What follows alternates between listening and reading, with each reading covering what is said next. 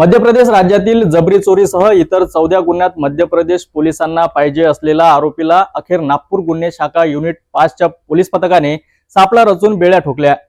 नागपूर शहर गुन्हे शाखा युनिट 5 च्या पोलीस पथकाने आरोपीला ट्रॅव्हल्सने पळून जाताना ताब्यात घेतले आहे। मध्य प्रदेश राज्यातील पोलीस स्टेशन गांधीनगर, हबीबगंज, शहापूर, अयोध्यानगर, पिपलानी, कोहिफिजा, बैरागढ़, कमलानगर, हनुमानगंज, गोविंदपुरा या पोलीस स्टेशनच्या हद्दीत जबरी चोरीच्या घटना घडल्या होत्या। यासोबतच मध्य प्रदेश राज्यातील निषेधपुरा येथे घर कायद्यांचे मंडळी जमवून शासकीय कामात अडथळा निर्माण करणारा अट्टल 27 वर्षीय आरोपी भोपाळमध्ये राहणारा सालिक उर्फ रिहान इराणी पुत्र शौकत हा मध्य प्रदेश राज्यातून पसार झाला होता। मध्य प्रदेश सरकारने आरोपी विरुद्ध 50,000 रुपयांचे बक्षीस सुद्धा जाहीर केले होते। अखेर हाच आरोपी नागपूर शहर गुन्हे शाखा युनिट 5 च्या पथकाच्या जाळ्यात अडकला। नागपूर पोलिसांना आरोपी हंसा ट्रॅव्हल्सने भोपाळ येथून हैदराबादकडे जात आहे अशी गुप्त माहिती मिळताच 10 जानेवारीला आरोपीला कोराडी पोलीस स्टेशनच्या हद्दीत ट्रॅव्हल्समधून ताब्यात घेतले।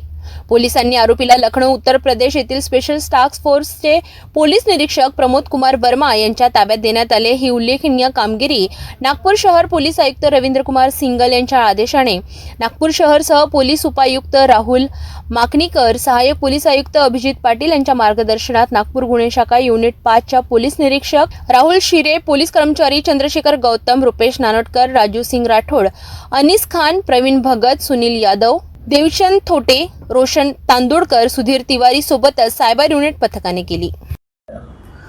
हा आरोपी जो आहे सालिक उर्फ रेहान इराणी शौकत, हा इराणी डेरा भोपाल अमर कॉलनी इथला राहणारा होता। याच्यावर एकूण 14 जबरी चोरीचे गुन्हे आहे। जास्तीत जास्त गुन्हे मध्य प्रदेश राज्यात आहे आणि काही गुन्हे यूपीमध्ये आहे। तर हा जो शेवटचा गुन्हा जो आहे कोतवाली पोलीस स्टेशन, जिल्हा प्रतापगड, उत्तर प्रदेश इथला 628/2024 कलम 304 भारतीय न्याय संहिता या गुन्ह्यामध्ये तो त्यांना वॉन्टेड होता। तर हा त्यांच्या सांगण्यानुसार जी यूपी पोलीसची स्पेशल टास्क फोर्स आहे त्यांना हा गुन्ह्याचा तपास हँडओव्हर झाला होता। त्यांच्या सांगण्यानुसार गुन्हा सेन्सिटिव्ह होता आणि तिथले जे फिर्यादी आहे त्यांनी जास्त डिटेल आपल्यासोबत शेअर केले नाही, पण फिर्यादी कोणतरी मोठं व्यक्ती होतं आणि त्याला काहीतरी पॉलिटिकल बॅकग्राऊंड आहे घटनेला, त्याच्यामुळे हा गुन्हा स्पेशल टास्क फोर्सकडे देण्यात आला होता। कारण स्पेशल टास्क फोर्स ही यूपी पोलीसची एक, आता आपण रोज चर्चेमध्ये न्यूजमध्ये ऐकतो, एक स्पेशल ब्रँच आहे।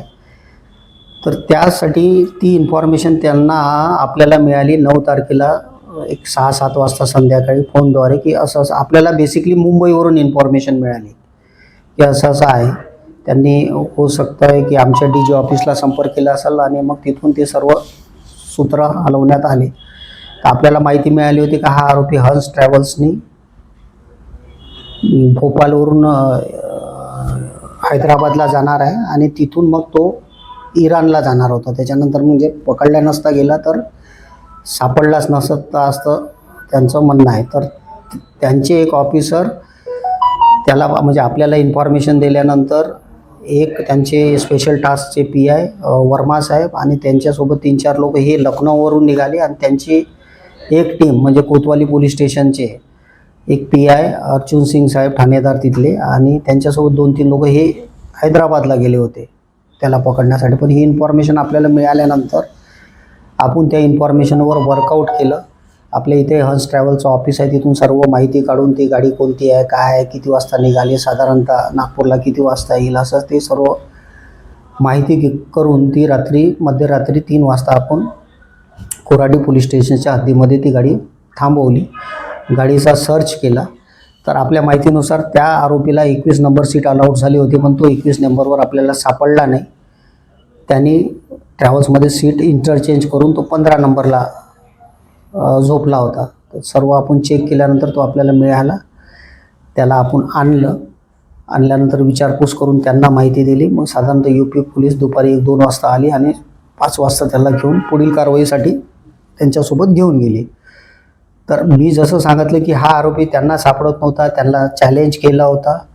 त्या गुन्ह्याचं जे आहे बॅकग्राऊंड मोठं होतं आणि हा मान्य न्यायालयात हजरसुद्धा होत नव्हता. ह्या एकंदरीत परिस्थितीत पाहता जे प्रतापगड रेंज आहे तिथले जे पोलीस महानिरीक्षक साहेब आहेत त्यांनी या आरोपीवर 50,000 रुपये रिवॉर्ड जाहीर केला होता.